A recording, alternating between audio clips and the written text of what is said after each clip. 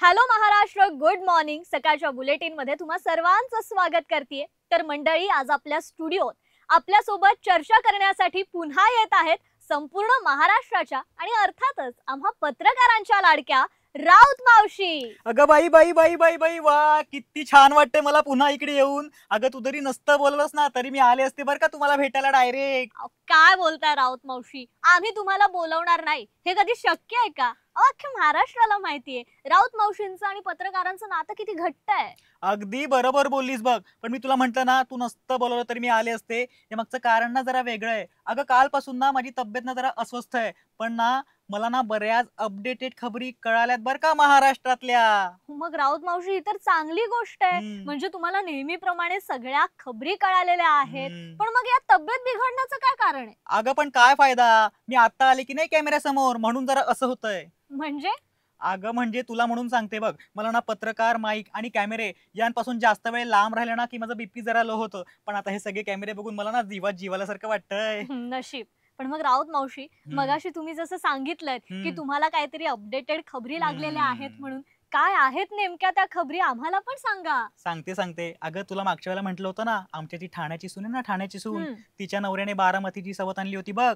त्या सवतीच्या माहेरी ना मोठे घोटाळे झालेत. घोटाळे काय म्हणायचं काय तुम्हाला? काय म्हणायचंय म्हणजे माहितीये अख्ख्या महाराष्ट्राला काय म्हणायचंय राऊत मावशीला. अगं लोकांना माझं बोलणारं तोंड दिसतं, पण या लोकांचे घोटाळे बरे दिसत नाही. तुला म्हणून सांगते, साधी 5 रुपयाच्या कोथंबीरवर फुकटचा कढीपत्ता मागितला तर सगळेजण माझ्या तोंडाकडे बघतात. पण या लोकांनी तर 1800 कोटींचा भाजीपाला म्हणजे जमीन, 1800 कोटींचं जमीन फक्त 300 कोटींमध्ये विकत घेतलाय. त्याचं काय ते नाही का दिसत या महाराष्ट्राला? अहो राऊत मावशी, शांत व्हा. काय बोलताय तुम्ही? अहो तुम्हीच जर अशी चिडचिड केली तर कसं होणार? महाराष्ट्राच्या तुम्ही एक अनुभवी, सत्य उघडकीस आणणाऱ्या आणि एक परखड राऊत मावशी आहात. शांत. अगं बाई हो ना. अगं पण तुला माहितीये का, जेव्हापासून हे प्रकरण बाहेर आले ना, तेव्हा माझी शेजारी मला विचारत होती की काय हो राऊत मावशी, आम्हाला एवढ्या स्वस्त दरात जमिनी कुठे मिळणार? मी तिला म्हटलं ये बाई राजकारणात लगेच मिळतील, तेही चांगल्या भाव करून.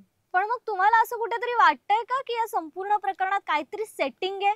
अगो बाई, सेटिंग कसलं घेऊन बसलीस तू? हा महाराष्ट्र आहे. इथं ना सेटिंग शिवाय साधा दिवा सुद्धा लागत नाही. आणि हो, इकडे तर 1800 कोटींची जमीन फक्त 300 कोटींमध्ये विकत घेतलीये. म्हणजे विचार कर, सूट. अगं इतकी सूट तर दिवाळीच्या सेल मध्ये सुद्धा मिळत नाही. आणि हो, इतकी सूट मिळवायला की नाही पवार लागते. काय लागते? पावर लागते. पावर म्हंटल मी, तू काय वेगळं ऐकलं का? बरं, ते जाऊ द्यात राऊत मावशी.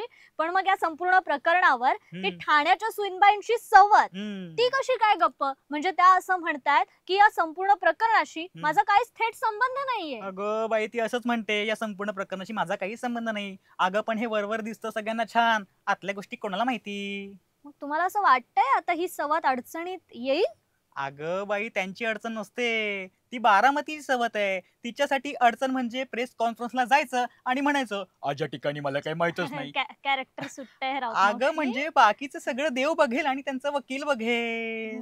पण मग जनतेला असं वाटतंय की हे संपूर्ण राजकीय सूड आहे आणि म्हणूनच हे प्रकरण आता मुद्दाम बाहेर काढलं गेलंय. आता कसं बरोबर बोलीस. माझ्या प्रेस कॉन्फरन्स बघते वाटतं तू हुशार झालीये. अगं आता तुला म्हणून सांगते, हे प्रकरण ना 2024 मधलं आहे, पण ते आत्ता बाहेर आलं की नाही का? कारण की निवडणुका आल्या की नाही तोंडावर, म्हणून.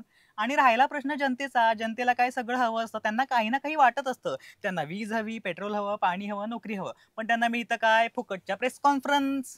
असं याबद्दल तुम्ही न बोललेलंच बरं. ए बाई, तू त्याच्याबद्दल बोलू नका. माझ्या press conference is my routine बरं का, सगळ्या महाराष्ट्राला माहिती. तू नको काढू माझ्या प्रेस कॉन्फरन्स मध्ये, ओके? नाही, ते बरोबर आहे मावशी. पण मग लोक असं म्हणतात की राऊत मावशी फक्त दुसऱ्यांवरच टीका करत असतात, त्यांचा पक्ष तरी कुठे स्वच्छ आहे? अगं आम्ही टीका नाही करत, आम्ही लोकांची सेवा करतो. आमचं काम म्हणजे राजकारणाचं डिटॉक्सिफिकेशन. हा पण गोष्ट वेगळी की आम्ही जेव्हा डिटॉक्स सुरू करतो तेव्हा आमचे सगळे मेले टॉक्सिक निघतात. त्यात माझा काय दोष? बरं राऊत मावशी, आता एक शेवटचा प्रश्न विचार. या संपूर्ण जमिनी प्रकरणातून आरोप प्रत्यारोप चौकशी, महाराष्ट्राच्या जनतेला यातून काय मिळणार आहे? चांगला प्रश्न आहे. महाराष्ट्राच्या जनतेला मिळणार नवा TRP शो आणि येणाऱ्या निवडणुकीत कोणाची जमीन आणि कोणाची सत्ता याबद्दल नवे नवे चर्चासत्र.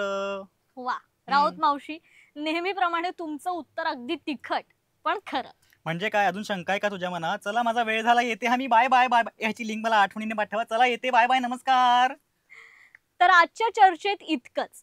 आता 1800 कोटींची जमीन 300 कोटींना विकली गेली की 300 कोटींचं सत्य 1800 कोटींमध्ये लपवलं गेलं, हे येणारा काळच ठरवेल. तुर्तास राऊत मावशींच्या या चर्चा सत्रात वेळ झालेली आहे इथेच थांबण्याची. पुन्हा भेटूयात एका नव्या विषयासह. तोपर्यंत तुम्ही कुठेही जाऊ नका. पाहत रहा लोकशाही मराठी.